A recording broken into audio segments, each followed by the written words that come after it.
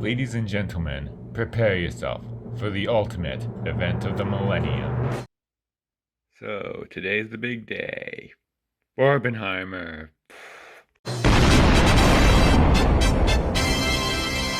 Let me explain for everybody who somehow didn't hear about this. Most likely people watching this years later because this is just a dumb meme event that we're all going to forget about. Although maybe not.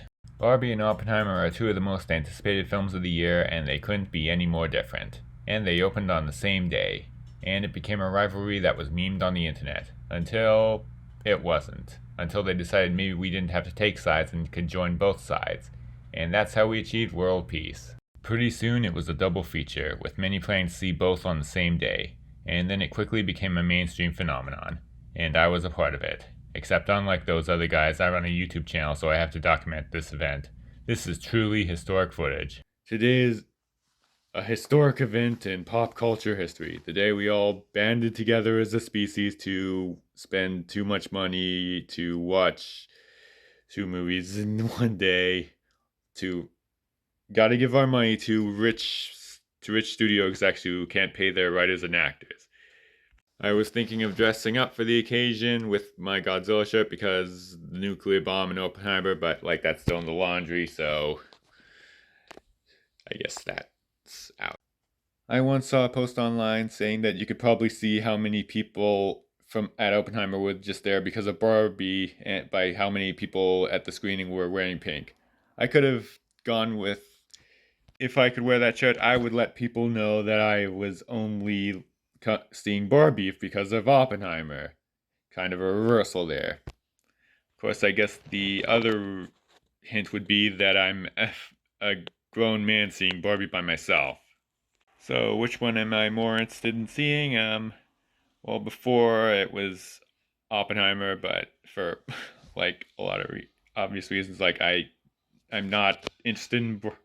I am interested in the Barbie movie, obviously, but I don't have any connection to the dolls or whatever. But I actually think now it might be Barbie.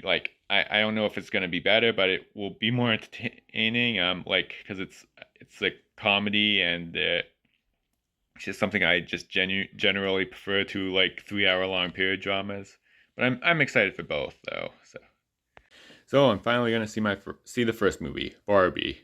Both screenings were packed, which is not surprising to me. I was smart enough to get the tickets days beforehand. Barbie first worked best for me in terms of time, so that's the one that I went to first.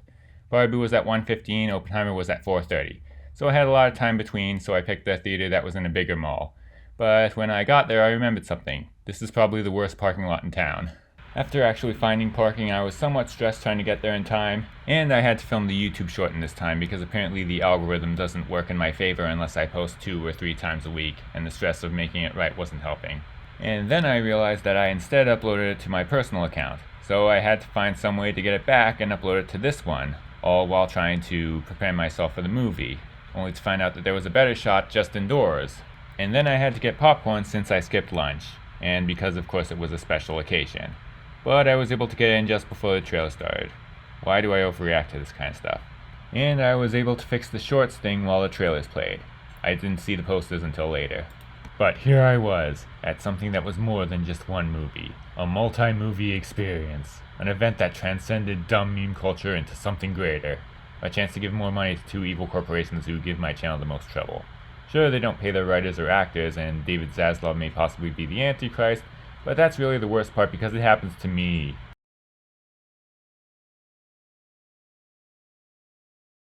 And let's get on to the biggest one.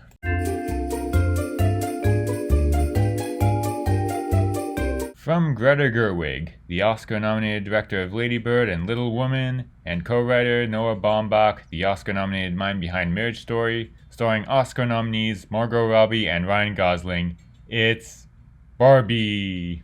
It starts off in the magical land of Barbie, where it's all an endless party where all versions of the doll live perfect lives together. But then Margot Robbie's Barbie starts to have dark thoughts that don't mesh with the overall vibe and goes to the real world to figure out what the hell is going on with that. Once again, I have never played with Barbies. I did not have any sisters, so I probably never even got close to a Barbie doll for more than maybe a few seconds. But I could still tell that this is a sincere celebration of the toy line and everything it stands for. Shit, there were parts where it made me feel almost nostalgic for this doll that I had never had any personal connection to. I saw it with an audience full of people who actually appear to love Barbie. They cheered when the title dropped, and these two girls next to me seemed to be excited just from the amount of Barbie dolls that were shown in a montage shortly after that. And the whole audience was laughing all the way through. You don't have to be a Barbie fan to enjoy it. I mean, I liked it, but I think it definitely helps. But even if you aren't, this is still great as an upbeat comedy. It is funny and subversive. It takes the fantasy life that Barbie lives in and points out how the real world isn't always like that, but never in a depressing way. It takes a feminist and surprisingly existential approach to the IP, which even includes revealing that the Barbie world might not even be the utopia that it appears to be. It is PG-13, so it's even a little risque for a movie based on a doll line, but it's still far less crass than any of the Michael Bay Transformers movies. I know this is disappointing to anybody who wants to see big swinging robot dolls in this movie. It's still just enough of a little girl movie that you'd have to be a truly pathetic individual to get offended by it. There's even a speech about the criticisms of the Barbie doll line, things like body image, stuff like that. Although I kind of wish they'd address it a little more. I was kind of expecting it to be some kind of resolution where the movie addresses those criticisms that they brought up, but it's never mentioned again. Which is a little unexpected considering one of the trailers says that if you like Barbie, this movie's for you. If you hate Barbie, this movie's for you. Yeah, if the reason you hate Barbie is because you think Ken isn't strong or independent enough, this movie is for you. But I guess that's just a small missed opportunity. The two main leads are perfect for this role. The world of Barbie has some really great production and set design. It looks fake and plastic but real at the same time, which is actually perfect for a movie like this. And the real world is also pretty interesting. It strikes a balance between realistic and cartoonish. Most of the cartoonish stuff comes from Mattel headquarters and the higher-ups at the company, led by Will Ferrell, who is committed to the silliness of the role. The trailer says this movie's for you whether you love Barbie or hate it. I have no opinions on Barbie one way or the other, although I have a little more appreciation for it now, and this movie is still for me. It's better than any Barbie movie has any right to be. It's the result of somebody actually viewing this as more than just some cynical IP.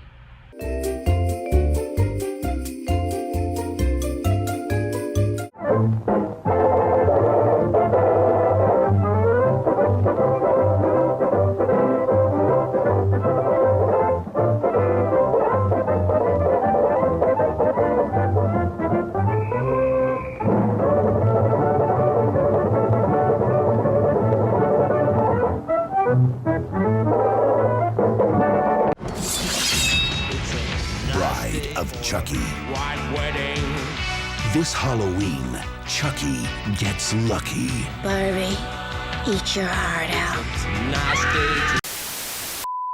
And so with that, the movie was over. And now I was outside the theater and can document my visit better. All the filming I can do without looking like an asshole. Which was not much. And even then I probably still look like an asshole. But whatever, I had roughly an hour? That's a little less than I was expecting. The short snippets of footage I got were pretty uneventful. I got a slice of pizza, and when that was done, I looked through the stores. And I saw an uncanny amount of ads for the movie that I just saw.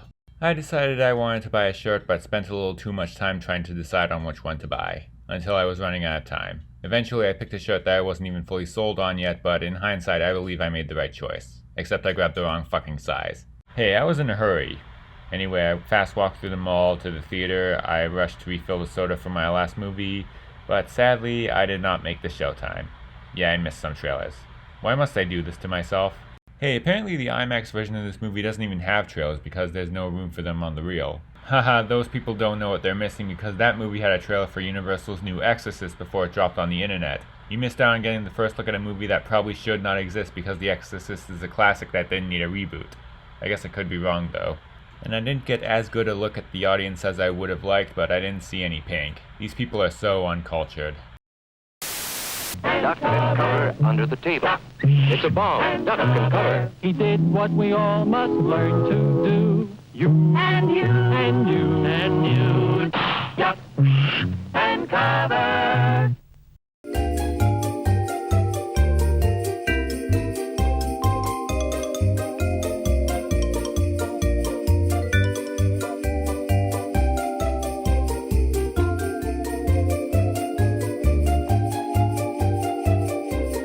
Barbenheimer is the newest film from writer and director Christopher Nolan, based on the biography by Kai Bird and Martin Sherwin. Cillian Murphy plays the title role, the father of the atomic bomb, in a depressing slow-burn drama about nuclear annihilation that is far more serious than the memes would suggest. It's pretty much the last thing you'd expect to be an IMAX summer blockbuster, although I guess that's true for both parts of Barbenheimer. IP aside, comedies like Barbie aren't really this big anymore, especially PG-13 ones, but it's much worse for 3-hour slow burn dramas. Warner Brothers might have possibly released Barbie on the same weekend just to spite Nolan for leaving the company, but this Barbenheimer thing probably helped with its box office. Nobody wins. So, Oppenheimer is good, but I was also a little disappointed. It had its great moments, but also a lot that was just kinda dull. It has a great cast. Murphy is a particular standout, showing convincing reluctance and guilt at what he's doing. But the movie itself was still harmed by its slow pace and 3-hour runtime. Most of it consists of people talking about science stuff. Could you believe I didn't buy IMAX for that? Except Nolan isn't as good at making this kind of thing that interesting. There are movies that can make discussions as exciting as any action scene. This is not one of them. I found myself way more interested when it's going for the kind of thing that should be seen in IMAX, like the nuclear test, which is actually a really good scene that almost makes the rest of the movie worth it by itself. I think Christopher Nolan is better at this kind of thing than he is with talkie scenes, which is reflected by his passionate endorsement of the theater experience. Say what you will about Tenet, but it played to his strengths. I had no idea what was going on, but the spectacle ensured that I was never bored by it. The movie has two different storylines, one of Oppenheimer building the bomb, another of him years later on trial for having communist sympathies. When I saw that, I was thinking this might be confusing, but it wasn't as bad as I was expecting. While they alternate sometimes, most of the meat of the trial storyline happens after the bomb one has wrapped up. Both stories tend to get way more interesting near the end of each. Also, this movie is controversial in India because it has Oppenheimer say, "I have become death, the destroyer of worlds," during a sex scene. That quote was originally from Hindi scriptures before he famously quoted it, and some Hindus think it was a disrespectful place to put that quote. I only bring it up to say that even without the controversy, this just seems like such a bizarre decision from Nolan. I have become death, the destroyer of worlds. I'm very sorry to everybody who loved this, but honestly, there was a stretch maybe 15 minutes after the nuclear test, but before the trial storyline picked up again, when I just couldn't wait for the movie to wrap up. But overall, it gets the pass for how great it is in its high points and from the great acting. Maybe my enjoyment may have been affected by seeing Barbie first, although I think that if I saw this first, I'd instead just be impatient to see Barbie. It's not always interesting enough for the meme crowd, but it definitely has its moments.